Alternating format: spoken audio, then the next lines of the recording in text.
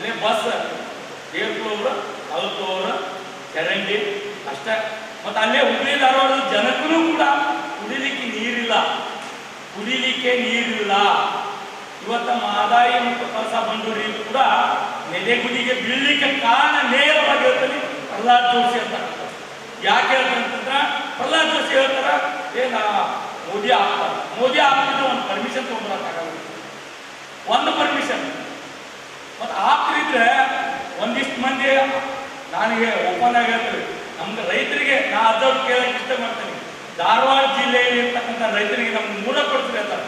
ನಮಗೆ ಮತ್ತೊಂದು ನಿಮ್ಮಲ್ಲಿ ಏನು ಬೇಡ, ನಮಗೇನು ಬೇಡ, ನಮ್ಗೆ ಸರಿಯಾದಂಥ ಕರೆಂಟು, ಸರಿಯಾದಂಥ ನೀರಾವರಿ ಯೋಜನೆ, ಸರಿಯಾದಂಥ ಏನು ನಮ್ಗೆ ಬೆಳೆ ಹಾನಿ ಬೆಳೆ ವಿಮೆ, ಈ ಮೂರು, ಮತ್ತೆ ಇನ್ನೊಂದು ಸಾರ್ವಜನಿಕರಿಗಾಗಿ ರಸ್ತೆ, ಇವು ನಾಲ್ಕನ್ನ ನೀವು ಸರಿಯಾಗಿ ನಮಗೆ ಒದಗಿಸಿಕೊಟ್ರೆ ಸಾರ್ವಜನಿಕರು ಮತ್ತು ರೈತರು ಎಲ್ಲರೂ ಕೂಡ ಇವತ್ತು ಬದುಕುವಂತ ಬದುಕ್ತೇವೆ. ಇಲ್ಲ ಅಂದ್ರೆ ನಾಲ್ಕು ಇರಲಿಲ್ಲ ಅಂದ್ರೆ ನಾವು ಬದುಕೋದಕ್ಕೆ ಸಾಧ್ಯ ಇಲ್ಲ. ಸಾರ್ವಜನಿಕರು ಬದುಕಂಗಿಲ್ಲ. ಸಂದೇಶವನ್ನು ಕೊಟ್ಟಿದ್ದಾರೆ ಇವಾಗ ಜೋಶಿ ಚೇರ್ ಮಾಡಿ ನಾವು ನಾನು ಇಲ್ಲೋದಂತ ಅವ್ರದ ಸ್ಪಷ್ಟವಾದಂತ ನಿರ್ಧಾರವನ್ನ ಪಕ್ಷದವರು ಕೊಟ್ಟಾರ. ಇವತ್ತು ಅಜ್ಜವ್ರಿಗೆ ಇಷ್ಟು ಸಿಡಿದು ಏಳಲಿಕ್ಕೆ ಕಾರಣ ಕೂಡ ಹಲವಾರು ನಿದರ್ಶನಗಳಿದವು.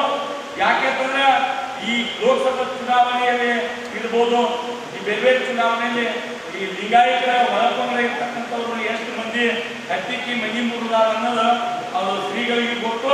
ಮತ್ತು ರಾಜಕೀಯ ರಂಗದಲ್ಲಿ ಇರ್ತಕ್ಕಂಥವ್ರಿಗೆ, ರಾಜಕೀಯ ರಂಗದಲ್ಲಿ ಸಾಮಾನ್ಯ ಜನರಿಗೆ ಗೊತ್ತಿರಲ್ಲ, ರಾಜಕೀಯ ರಂಗದಲ್ಲಿ ಚದುರಂಗದ ಆಟವನ್ನು ಆಡ್ತಕ್ಕಂಥದ್ದು.